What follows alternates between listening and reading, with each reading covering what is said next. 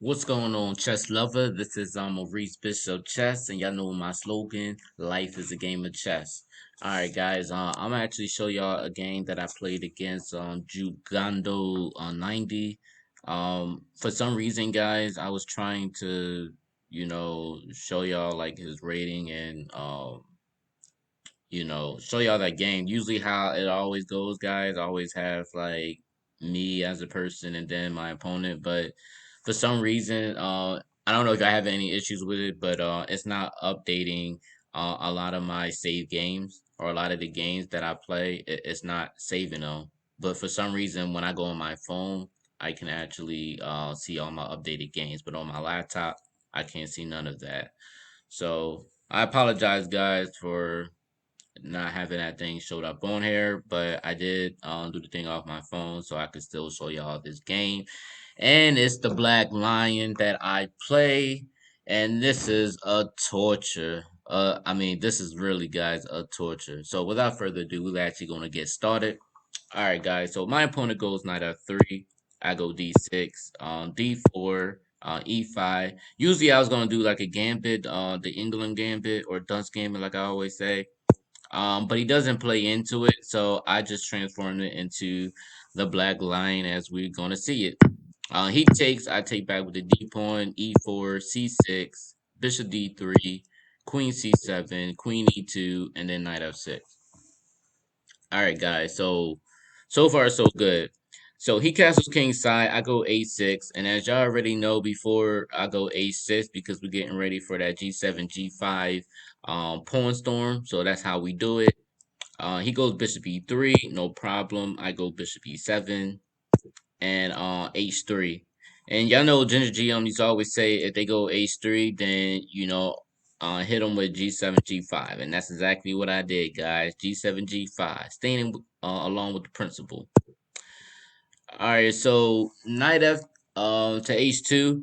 The crazy part about this, guys, I see this a lot though. A lot of people come here because they want to get rid of this knight on f6 because usually the knight can somehow go knight h5 and f4, or sometimes we can just push the pawn to g4, and do some things like that.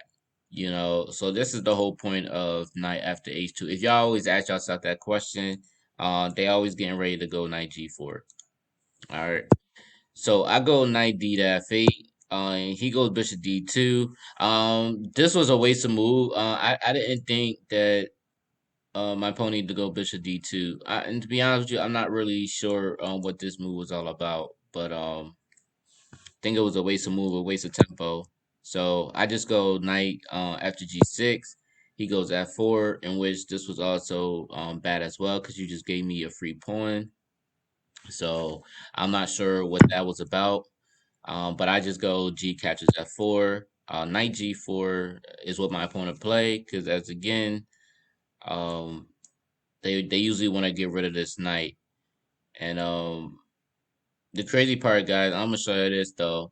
Another reason why they may go knight G4 because maybe we don't want to exchange. Maybe we want to go knight H5. And this bishop, I really can't show y'all because this bishop is on place. But usually, if they had a bishop on B2, then normally they can go knight captures E5, and then a queen could take the knight on H5. But this one, however, if me going knight H5 will work, and him going knight captures E5 is not going to work because I will actually take with the queen. So he wouldn't be able to do that anyway. But yeah, so I don't take right away. I just go knight h4, creating some weaknesses, things like that. But also I'm getting ready to go rook g8.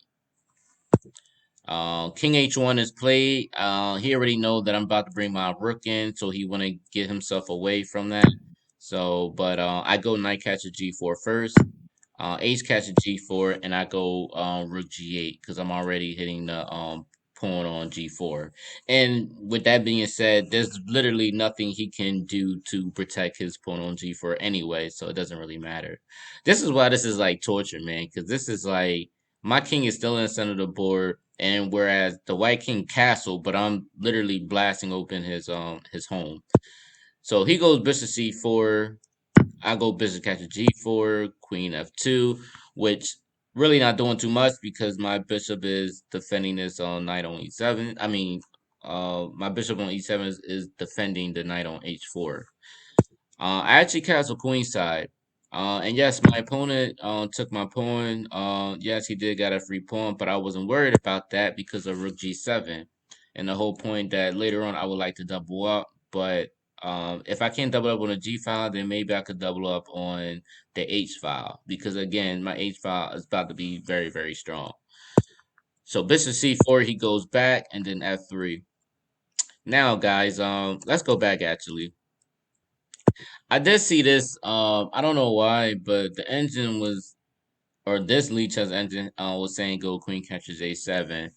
Uh, I think it's doing that because it knows that it's about to lose or whatever. And even after I go, like even after this move, it was still telling the engine was still telling white to go. Hold on, let me.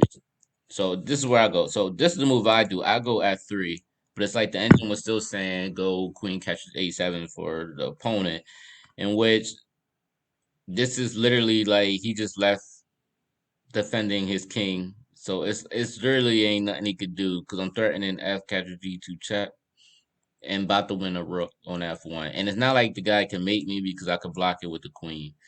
But this is like totally dominating white. This is just like insane, guys. This is really insane. But all right, guys. This literally about to be almost over. So of course my opponent didn't take. He goes g3. You know, hitting my knight. The engine said the best one would have been bishop h3. In which that actually it actually would have ended pretty quickly. So for instance, if I go bishop h3 and if he takes, you do have bishop g2 check. And it doesn't matter what he really does because even after this, queen d7, um, there's no way he could stop that. So it would have ended a lot quicker. But not saying that he and the crazy part, I did thought about it, but I was also thinking like, what if he didn't have to take? Because he doesn't have to take at all. But I guess it didn't really matter now because even if he doesn't take, I could still go bishop g2 and then go queen d7. So this would have been a quicker win. So that was something that I missed. Um, but yeah, guys, this would have been this would have been crazy too. All right, so but I go knight g2.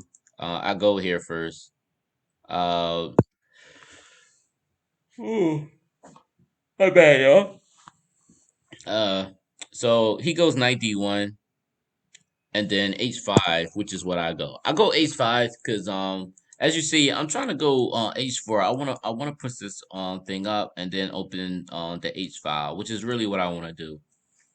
And then 93. And the thing is, I did miss a move, guys. I did miss this move. Bishop c5. Bishop c5 would have been a very great move.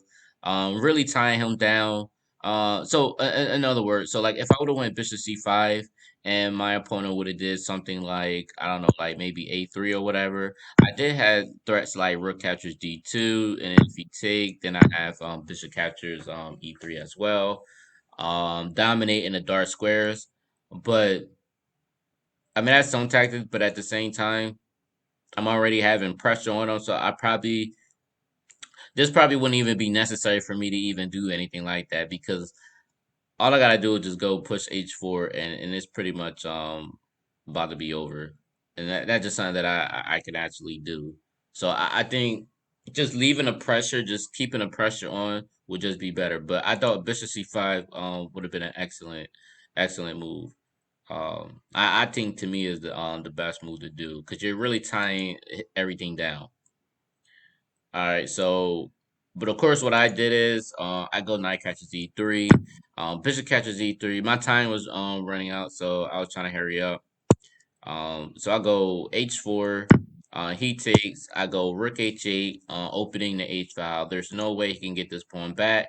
For some reason, my opponent thought that he could protect his pawn, defend it, but whammy. Or like the Jamaican used to say, boom shakalaka. You know, but bishop catches g5. The pawn can't take because of the rook pinning this pawn, so he pretty much loses a piece. King G1, bishop captures H4, Queen E3, bishop H3 check, King H2, bishop G3 check. My opponent goes H1, bishop G2, King G1, and then guys, y'all see the mate. This is mate. This is like torture. I'm telling y'all guys, when y'all playing tournaments and things like that, this is the type of positions you want. But this was just dominating since the beginning of the game, just dominating. And this king just been here chilling safely. And you got all these pieces on the king like that. That is just crazy, man. That is crazy. Well, guys, this is a terrorizing black lion. Uh, man, very terrorizing. And this is I don't know what to say.